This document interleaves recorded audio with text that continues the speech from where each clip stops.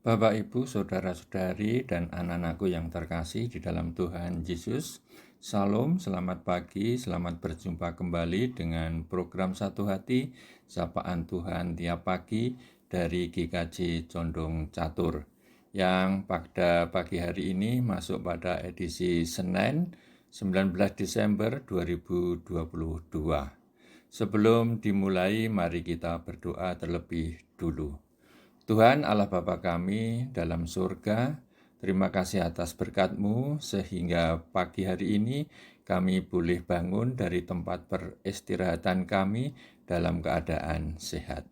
Sebelum kami beraktivitas, izinkan kami akan merenungkan sebagian kecil dari firman-Mu sebagai bekal dalam mengarungi kehidupan kami hari ini.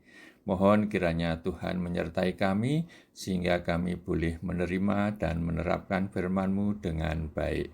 Dalam nama Tuhan kami, Yesus Kristus, kami berdoa. Amin. Bapak, Ibu, saudara-saudari, dan anak-anakku yang berbahagia, pagi hari ini kita akan mengambil suatu tema tidak ada tempat.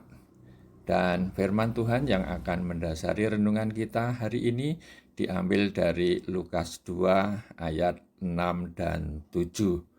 Firman Tuhan ini akan dibacakan oleh saudara atau Ananda Ivana. Jemaat anak gereja kita dipersilahkan Ananda Ivana. Bacaan hari ini diambil dari Lukas 2 ayat 6 dan 7. Ketika mereka di situ, tibalah waktunya bagi Maria untuk bersalin. Dan ia melahirkan seorang anak laki-laki, anaknya yang sulung. Lalu dibungkusnya dengan lampin dan dibaringkannya di dalam palungan. Karena tidak ada tempat bagi mereka di rumah penginapan. Demikianlah firman Tuhan. Terima kasih anakku Ivana dan juga terima kasih kepada Mbak Teva yang telah menyiapkan renungan ini dengan baik. Bapak, Ibu, saudara-saudari, dan anak-anakku yang terkasih, minggu lalu, tepatnya Sabtu dan Minggu, 11 dan 12 Desember 2022, masyarakat disibukkan dengan hajatan besar yang dilakukan oleh orang nomor satu kita, yaitu Bapak Presiden Joko Widodo, merupakan pernikahan Kaisang dan Erina yang berlangsung di Jogja dan Solo. Karena tahu bahwa yang punya hajatan adalah presiden, maka masyarakat menyambut dengan baik. Jalan yang menuju rumah pengantin putri diaspal, diperhalus. Di hotel dan di mana-mana ada pemasangan baliho besar, serta menjadi trending topik di media sosial. Jalan yang dilewati oleh rombongan disterilkan dan masyarakat dengan sabar mengantri untuk dapat lewat jalan tersebut. Hotel-hotel penuh dengan tamu-tamu yang datang dari berbagai daerah dan luar Jogja dan Solo. Semua itu sebagai bentuk dukungan dan sambutan yang luar biasa kepada orang yang kita hormati. Bapak, Ibu, saudara-saudari, dan anak-anakku yang dikasihi Tuhan, peristiwa di atas berbeda dengan kisah dari bacaan singkat kita hari ini. Kita merasa iba atas peristiwa yang dialami oleh Tuhan Yesus. Beliau lahir di palungan, kandang domba yang tentu sesungguhnya tidak layak bagi Tuhan kita. Meskipun tidak dikisahkan di dalam Alkitab, mungkin orang yang memiliki kandang sangat menyesal setelah tahu bahwa yang lahir di kandangnya itu adalah Tuhan. Mengapa dia tidak ditempatkan dalam kamar yang mewah dengan fasilitas yang lengkap? Nubuat yang disampaikan oleh para nabi nampaknya pada saat itu tidak mampu ditangkap dengan baik, sehingga mereka tidak mengerti bahwa yang lahir itu adalah Sang Juru Selamat.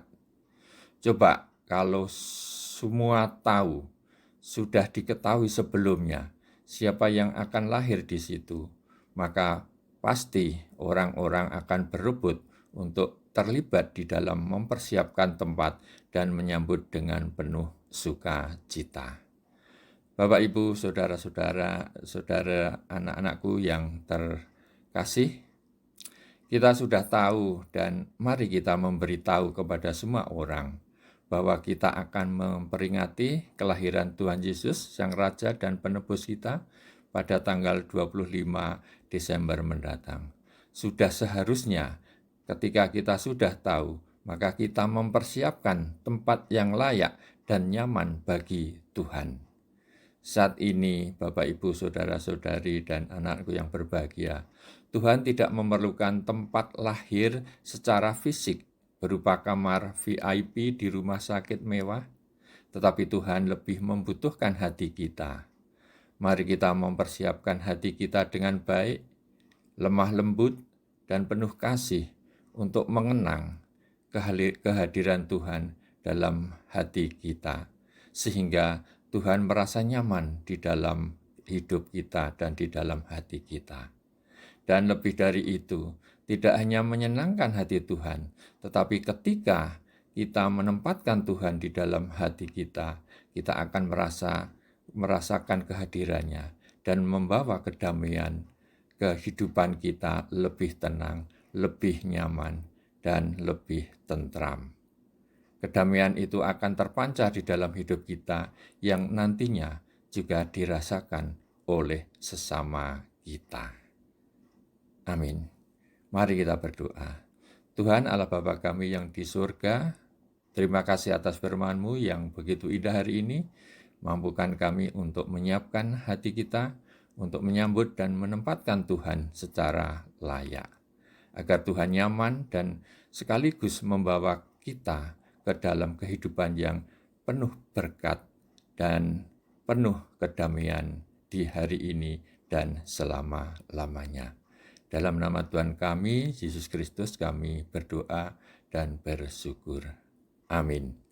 Selamat menunaikan aktivitas hari ini dan Tuhan memberkati.